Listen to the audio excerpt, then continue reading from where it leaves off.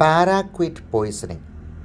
കർഷകർ കീടനാശിനിയിൽ ഉപയോഗിക്കുന്ന വിഷം ഉള്ളിൽ ചെല്ലുന്നതിനെയാണ് ഈ പാരാക്വിറ്റ് പോയ്സണിങ് കൊണ്ട് ഉദ്ദേശിക്കുന്നത്. ഇതിന് ഏറ്റവും പ്രധാനപ്പെട്ട ഒരു പ്രോബ്ലം ഇതിന് ആൻറ്റിഡോട്ട് അല്ലെങ്കിൽ മറുമരുന്നില്ല എന്നുള്ളതാണ്. അതുകൊണ്ട് തന്നെ ഇതുള്ളിൽ ചെന്ന് കഴിഞ്ഞാൽ ആന്തരിക അവയവങ്ങളെയെല്ലാം അത് തകർക്കും. പ്രത്യേകിച്ചും ശ്വാസകോശത്തിന് ഫൈബ്രോസിസ് എന്ന് പറയുന്ന ശ്വാസകോശം ചുരുങ്ങിപ്പോകുന്ന ഒരു പ്രശ്നമുണ്ടാകാം. ഓക്സിജൻ കൊടുത്തെന്നാൽ പോലും അത് ശ്വാസകോശത്തിൻ്റെ കൂടുതൽ ഫൈബ്രോസിസിലേക്ക് നയിക്കാം. അതേപോലെ തന്നെ വെള്ളം ഇറക്കാൻ പോലും പറ്റാത്ത രീതിയിൽ ആന്തരികാവയവങ്ങൾക്കും ഈസോഫാഗസിനും സ്റ്റൊമക്കിനും കുടലിൻ്റെ ഭാഗത്തിനും എല്ലാം ഇത് ഭയങ്കരമായ പ്രശ്നമുണ്ടാക്കും. അതിഭയങ്കരമായ വൊമിറ്റിംഗ് ആണ് ഇതിൻ്റെ ആദ്യത്തെ ലക്ഷണം തന്നെ, ഇങ്ങനെ പോയ്സണിങ് ഉണ്ടായെന്നാൽ. അപ്പോൾ കുട്ടികളുടെയൊക്കെ കയ്യിൽ അകപ്പെടാതെ കീടനാശിനികൾ ഏറ്റവും ദൂരെ അല്ലെങ്കിൽ പൊക്കത്ത് സൂക്ഷിക്കുക എന്നുള്ളതാണ് പ്രത്യേകമായിട്ട് ചെയ്യേണ്ടത്. ഇങ്ങനെയുള്ള പാരാക്വിറ്റ് പോയ്സണിങ് ചെയ്യുന്ന ഒരു അവസരത്തിൽ ഡോക്ടറോട് അതിൻ്റെ എന്തെങ്കിലും ഒരു സാമ്പിൾ അതിൻ്റെ കുപ്പിയുടെയോ അല്ലെങ്കിൽ അംശമോ ഉണ്ടെന്നുണ്ടെങ്കിൽ അത് അറിയിക്കുക എന്നുള്ളതാണ്. പ്രത്യേകിച്ചും ആക്ടിവേറ്റഡ് ചാർക്കോൾ പോലുള്ള പല മരുന്നുകളും ഇതിന് പരീക്ഷിക്കാവുന്നതാണ്.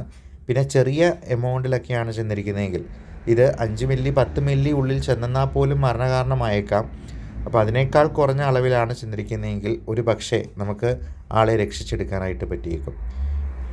ഇതിനെ കൂടെ ചേർത്ത് ഒരു ഇംഗ്ലീഷ് പ്രയോഗം കൂടി പറയാറുണ്ട്, ഹ്യൂമൻ പാരാക്വിറ്റ് എന്ന് പറഞ്ഞാൽ വളരെ സെൽഫിഷായിട്ടുള്ള, മറ്റുള്ളവരുടെ ജീവിതത്തിനും അവരുടെ നിലനിൽപ്പിനുമൊന്നും യാതൊരു പരിഗണനയും കൊടുക്കാത്ത ആളുകളെയാണ് ഹ്യൂമൻ പാരാക്വിറ്റ്സ് എന്ന് പറയുന്നത്.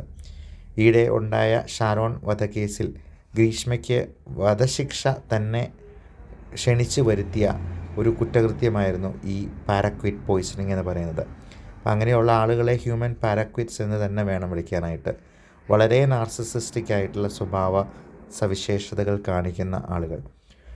അപ്പോൾ ഈ ഒരു പോയ്സണിങ്ങിനെ കുറിച്ചിട്ടുള്ള കാര്യം നമ്മൾ കുട്ടികളുള്ള വീട്ടിൽ പ്രത്യേകമായിട്ട് ശ്രദ്ധിക്കണം.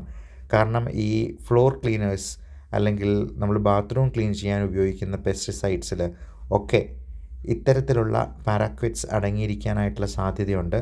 വളരെ രൂക്ഷഗന്ധവുമാണ്. ഈ പറഞ്ഞ പോലെ കഷായം പോലുള്ള വളരെ കയ്പ്പ് നിറഞ്ഞ, ഒത്തിരി കഷ്ടപ്പെട്ട് മാത്രം അകത്താക്കാവുന്ന ഒരു സാധനമാണ് ഈ പാരാക്വിറ്റ് എന്ന് പറയുന്നത്. അപ്പോൾ ഓരോ ടൈപ്പ് പോയ്സണിനും ഓരോ ആൻറ്റിഡോട്ടാണ്, ഓരോ മറുമരുന്നാണ് ഉണ്ടാവുന്നത്. മറ്റുള്ളവരുടെ അറിവിലേക്കായിട്ട് ഈ ഇൻഫർമേഷൻ ഷെയർ ചെയ്യുക. Thank you.